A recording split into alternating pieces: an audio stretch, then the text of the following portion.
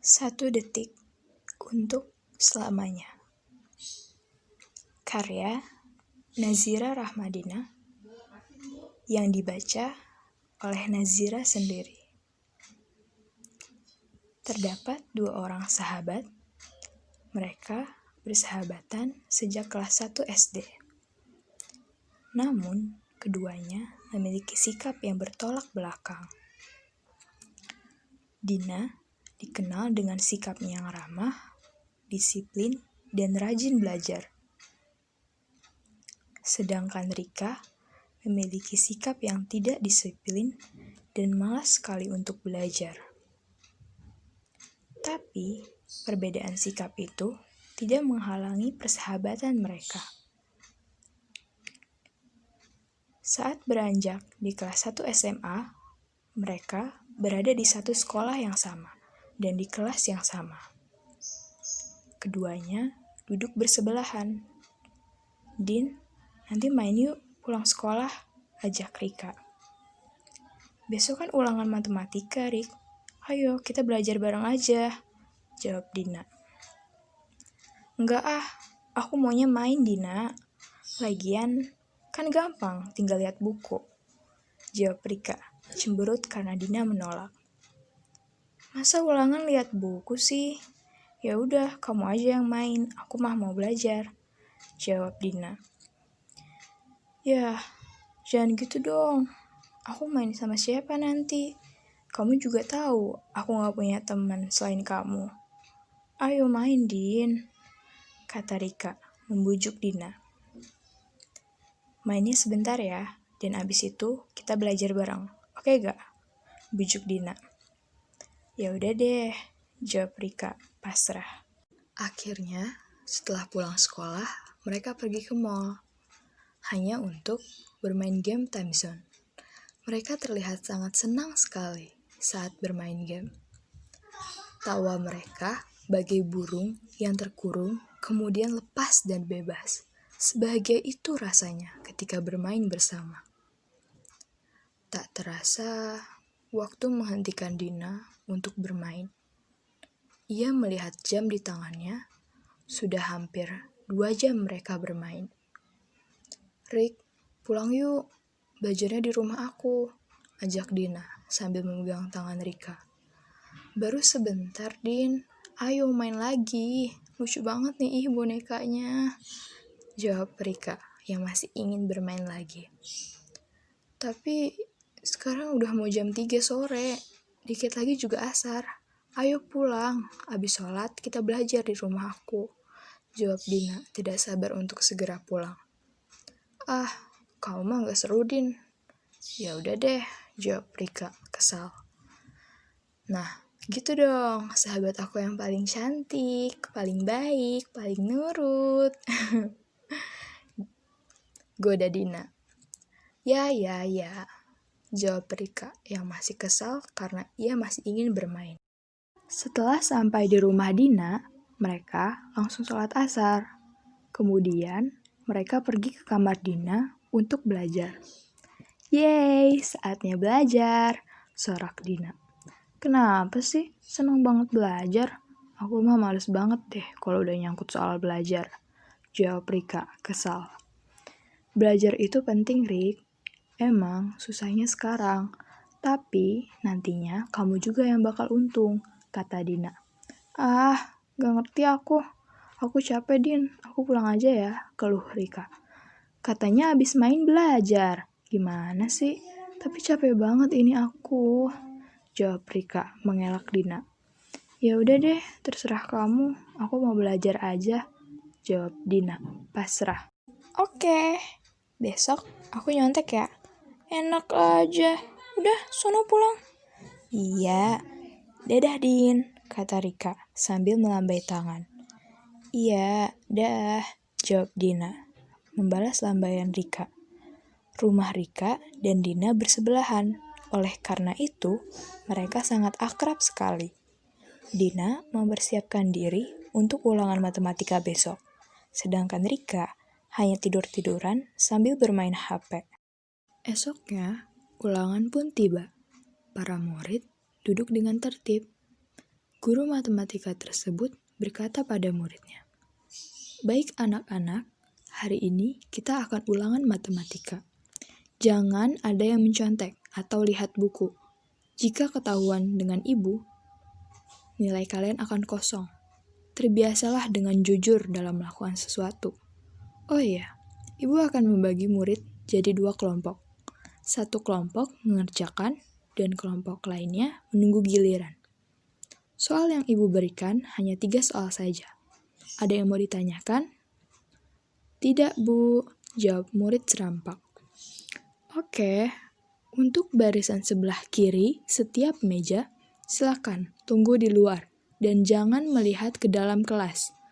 Akhirnya, para murid yang berada di sebelah kiri langsung keluar kelas menunggu di depan kelas. Rika berada di sebelah kiri, sedangkan Dina berada di sebelah kanan. Guru tersebut memberikan 3 soal di papan tulis. "Waktunya hanya sejam ya, silakan ambil kertas lembar. Tidak ada buku di atas meja, hanya ada kertas lembar dan alat tulis," kata guru matematika tersebut. "Baik, Bu," jawab semua murid yang berada di kelas. Dina mengerjakan 3 soal itu dengan serius. Hanya 5 menit, ia langsung berdiri dan menyerahkan tugas tersebut kepada guru matematika. Semua mata tersorot ke Dina. Dina mendengar suara samar dari murid yang lain. "Wah, keren. Pinter apa ngasal ya? Setahu aku, Dina emang pinter sih." Kemudian, mereka melanjutkan untuk mengerjakan ulangan tersebut. Saat Dina keluar dari kelas, para murid ramai, takjub dengan Dina. "Wah, Din, baru juga mulai," kata Ian. "Keren banget, Din," kata Salsa. "Iya, makasih," jawab Dina rendah hati. "Din, kasih tahu dong soalnya," sahut Rika. "Ya, nggak boleh lah," jawab Dina. "Yah, gitu kau mah, Din," kesal Rika. Sudah 1 jam pun berlalu. Waktunya pergantian kelompok selanjutnya. Mereka mulai masuk ke dalam kelas, duduk yang rapi. Kemudian, guru memberikan soal di papan tulis, dan mereka mulai mengerjakannya. Rika kepusingan dengan soal itu. "Apaan nih? Susah banget dah. Gak ngerti lagi. Kok Dina cepet banget sih? Gimana dong?" Ia hanya terus melihat soal yang sama sekali tidak bisa ia pikirkan jawabannya. Sudah 40 menit berlalu, namun kertas Rika masih kosong tanpa jawaban sedikit pun. Hanya tertulis nama, kelas, dan absen di pojok kiri atas.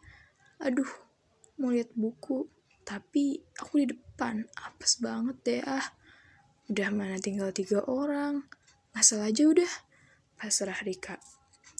Akhirnya, semua murid sudah menyelesaikan ulangan. Kelompok 1 diperbolehkan untuk masuk kembali. "Oke, ini jawaban hasil ulangan kalian. Sekretaris, tolong tulis di depan ya. Minggu depan kita bahas. Oh iya, soal kelompok 1 dan kelompok 2 itu beda. Jadi, bagi kalian yang memberitahu soal itu, sia-sia saja. Baik, sampai jumpa di minggu berikutnya. Assalamualaikum," pamit guru matematika tersebut. "Waalaikumsalam," jawab serempak murid. "Yah, aku salah semua," batin Rika. Kemudian dia bertanya ke Dina, "Din, betul berapa?" "Alhamdulillah, Rik, aku betul semua. Kamu gimana?" jawab Dina senang. "Ya, gitu deh. Yuk ke kantin, lapar nih." Rika mengalihkan pembicaraan. "Ayo," jawab Dina. Seperti itulah selama hampir 3 tahun. Dina dengan semangat belajarnya, ia belajar pagi, siang, sore, malam, bahkan sampai hari libur ia tetap belajar. Meskipun tidak sekeras hari biasanya, namun ia tetap meluangkan waktu untuk belajar. Sedangkan Rika semakin malas dalam belajar. Ia tidak peduli dengan masa depannya. Ia hanya bermain game, nonton drakor, dan terus-terusan mengeluh karena banyak tugas, ulangan, dan ujian praktek. Saat semester 2, kelas 3 SMA, memang saat-saat di mana banyak tugas, ulangan, tryout, dan ujian praktek. Tapi, Semua kegiatan itu tidak mempengaruhi Dina untuk malas belajar. Justru, ia semakin rajin belajar. Bahkan, ia bercita-cita untuk kuliah di luar negeri. Oleh karena itu, ia pantang menyerah demi menggapai cita-citanya. Saat ini, Dina dan Rika sedang duduk di bangku kelas. "Rik, aku mau cerita," kata Dina dengan suara yang pelan. "Lah, tinggal cerita, Din. Kenapa?" tanya Rika. "Aku lagi daftar buat beasiswa ke Jepang, Rik," jawab Dina dengan nada yang semakin pelan. "Hah? Serius? Kamu kalau mimpi jangan ketinggian, Din. Kalau jatuh sakit banget loh," kata Rika. "Enggak, aku udah bulat sama keputusan aku. Aku mau kuliah di luar negeri," tegas Dina. "Ya, terserah kamu. Aku mah udah ingetin aja," jawab Rika santai. Untuk mendapatkan beasiswa, ada seleksi nilai SMA, tes tulis, tes psikologi dan kesehatan, dan yang terakhir, wawancara. Dina mempersiapkan semuanya. Ia mencari tahu dengan browsing YouTube, Instagram, dan teknologi internet lainnya. Ia belajar lebih keras dari yang sebelumnya. Namun, di sisi lain, Rika masih saja bersantai-santai, tidak ingin belajar. Ia berpikir wanita ujung-ujungnya hanya sebagai ibu rumah tangga saja. Menjadi ibu rumah tangga menurutnya tidak memerlukan belajar. Hanya tinggal mengasuh anak, melayani suami, dan mengurus rumah. Tapi, tidak dengan Dina. Menurutnya, wanita itu penting untuk meraih prestasi yang tinggi. Karena prestasi tersebut nantinya akan diajarkan kembali kepada anaknya. Ibu adalah guru pertama untuk anaknya. Akhirnya, hasil tes beasiswa Dina pun keluar. Semeringai di bibirnya dan tangis yang tidak dapat lagi ditahan pun keluar.